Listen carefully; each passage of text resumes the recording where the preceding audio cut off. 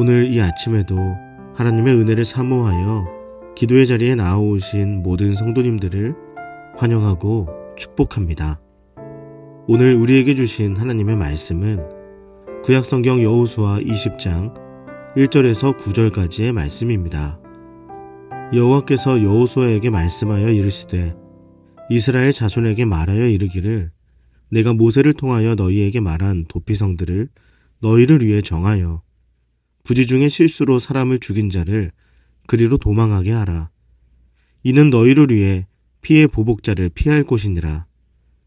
이 성읍들 중에 하나에 도피하는 자는 그 성읍에 들어가는 문 어귀에 서서 그 성읍의 장로들의 귀에 자기의 사건을 말할 것이요.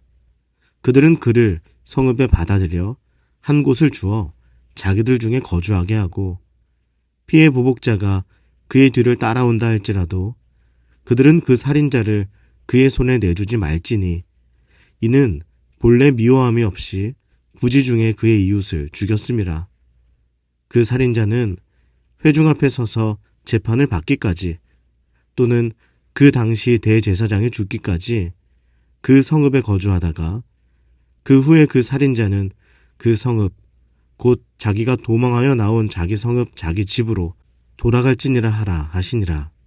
이에 그들이 납달리의 산지 갈릴리 게데스와 에브라임 산지의 세겜과 유다 산지의 기럇 아르바 곧 헤브론과 여리고 동쪽 요단 저쪽 르우벤 지파 중에서 평지 광야의 베셀과 갓 지파 중에서 길르앗 라목과 므낫세 지파 중에서 바산 골란을 구별하였으니 이는 곧 이스라엘 모든 자손과 그들 중에 거류하는 거류민을 위하여 선정된 성읍들로서 누구든지 부지 중에 살인한 자가 그리로 도망하여 그가 회중 앞에 설 때까지 피의 보복자의 손에 죽지 아니하게 하기 위함이라. 아멘. 요즘 오징어 게임 같은 서바이벌 프로그램이 큰 인기를 끌고 있습니다. 이 프로그램의 목표는 단 하나, 끝까지 살아남는 것입니다.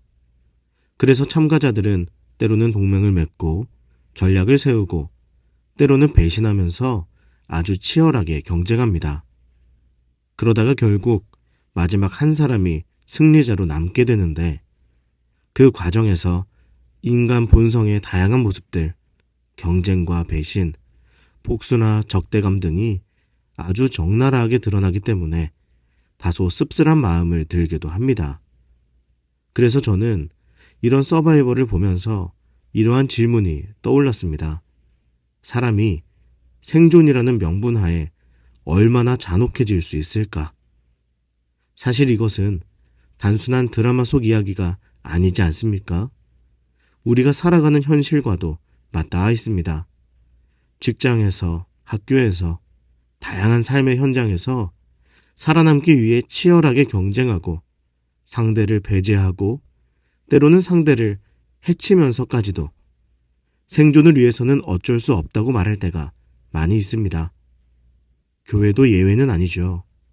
때로는 섬김보다도 경쟁과 비교가 더 강조될 때도 있습니다. 더 좋은 자리, 더 많은 영향력을 얻기 위해서 애쓰고 그러다가 다른 사람들을 견제하기도 합니다. 주님께서 우리에게 맡기신 이 아름다운 공동체마저도 세상의 논리가 들어와서 무너지는 모습을 보일 때가 있습니다. 그렇다면 이런 시대 속에서 우리는 어떻게 살아가야 할까요? 그 질문에 대한 답을 찾기 위해 오히려 이런 질문을 던져보면 좋겠습니다. 만약 예수님께서 오징어 게임에 참가하셨다면 어떻게 하셨을까? 어땠을까요? 예수님도 생존을 위해서 경쟁하고 동맹을 맺거나 배신하면서 싸우셨을까요? 아니면 완전히 다른 길을 선택하셨을까요? 이 궁금증을 간직한 채로 오늘 본문을 살펴보면서 하나님께서 우리에게 과연 이 세상을 살아갈 어떤 소망의 메시지를 주시는지 함께 보도록 하겠습니다. 고대 이스라엘에서는 피의 보복자, 즉 고엘이라는 제도가 있었습니다. 가족 중 한 사람이 살해당하면 피해자의 친족이 그 보복을 대신하는 제도였죠. 법의 구속력 안에서 행해지는 일이었고 이는 단순한 복수가 아니라 공동체의 질서를 유지하고 생명의 가치를 보호하기 위한 제도였습니다. 그러나 이 제도는 인간의 죄성과 맞물리면서 아주 쉽게 타락할 수 있었습니다. 첫째로, 공정한 재판 없이 감정적인 복수가 먼저 이루어질 가능성이 있었습니다. 둘째로, 실수로 발생한 사고도 의도적 살인으로 간주되어서 무고한 사람이 목숨을 잃을 수도 있었죠. 그리고 세 번째로, 이것이 가장 끔찍한 일인데, 복수가 복수를 낳으면서 끝없는 악순환이 반복될 수도 있었습니다. 사람은 자신의 분노를 정의라고 착각할 때가 많이 있습니다. 그래서 누군가 나에게 해를 끼쳤을 때 우리는 정당한 이유를 들어서 보복하려 하고 그렇게 하는 것이 마땅하다고 여깁니다. 그러나 문제는 우리의 정의가 결코 완전하지 않다는 것입니다. 감정이 섞이고 이해관계가 얽히고 우리의 한계로 인해서 우리는 오히려 그 상황에 더 큰 죄를 저지를 수도 있는 것입니다. 그래서 하나님께서는 이러한 인간의 한계를 아셨기 때문에 도피성이라는 제도를 마련하셨습니다.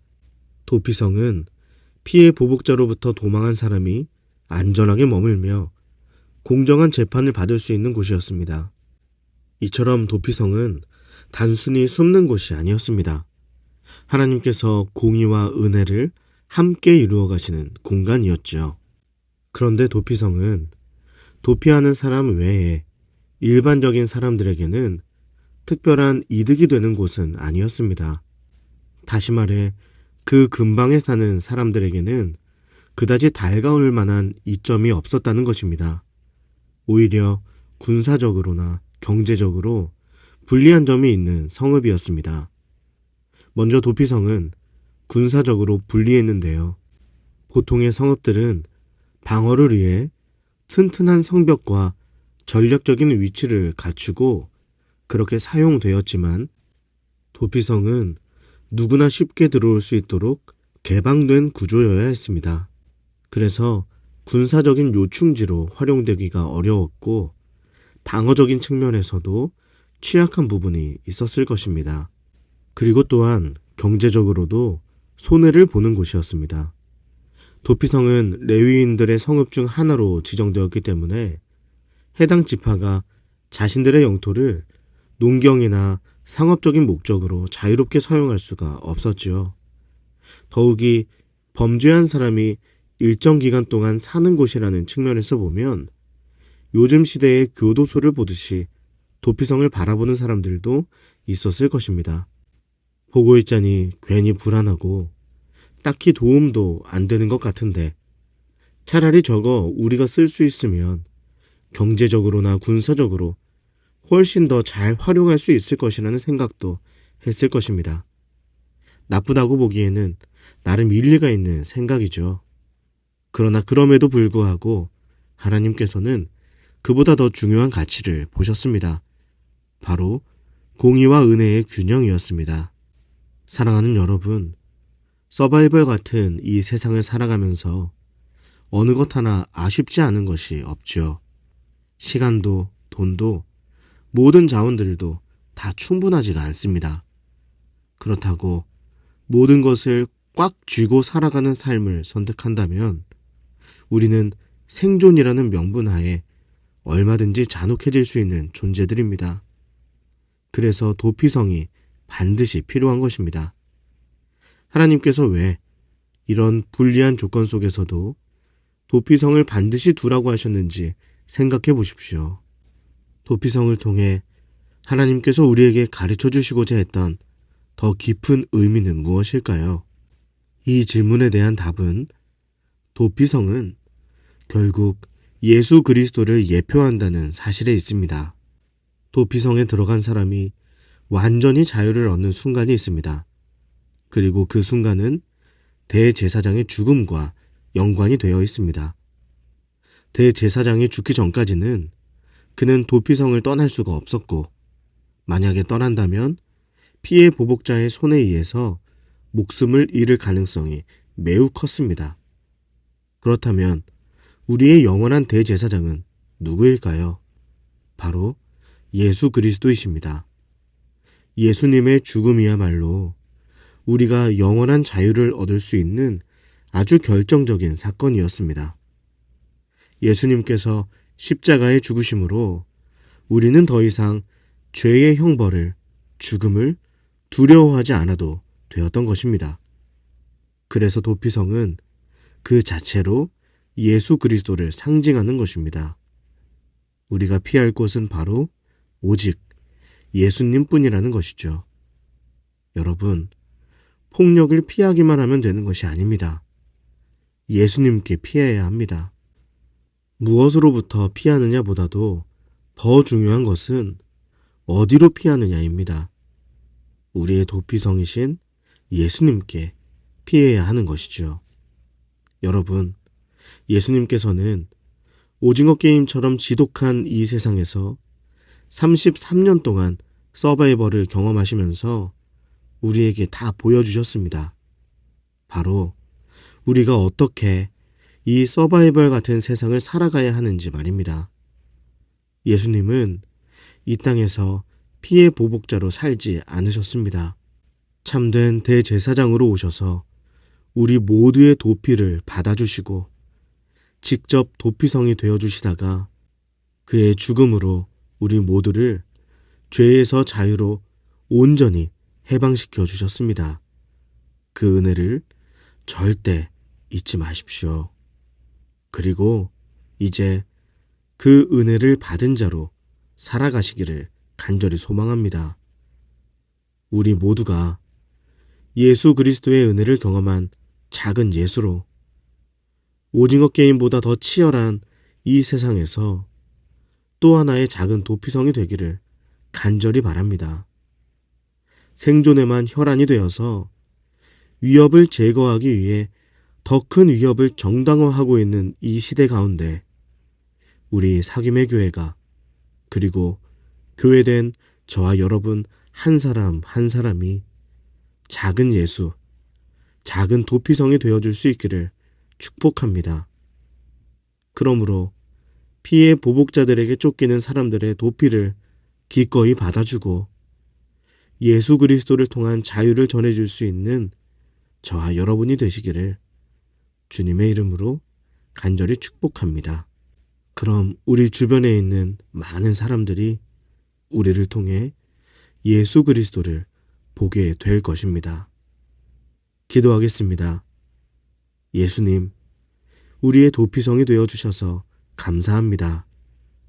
이제 우리가 예수님의 길을 따라 이 세상 속에 도피성이 되게 하여 주시옵소서. 우리의 삶을 통해 예수 그리스도가 드러나고 하나님의 사랑과 은혜가 흘러가게 하소서. 그리고 우리 개인의 기도 제목을 놓고 우리의 가정과 다음 세대 자녀들, 청년들을 위해 기도해 주십시오. 또한 하나님께서 예배 처소를 허락해 주셨음에 감사드리며 주중 공간과 필요한 모든 과정 또한 은혜 가운데 잘 준비되어지기를 기도해 주시기 바랍니다. 마지막으로 나라와 민족과 온 열방에 하나님 나라가 세워지기를 한마음과 한뜻으로 기도하며 나아가시겠습니다. 함께 기도하겠습니다.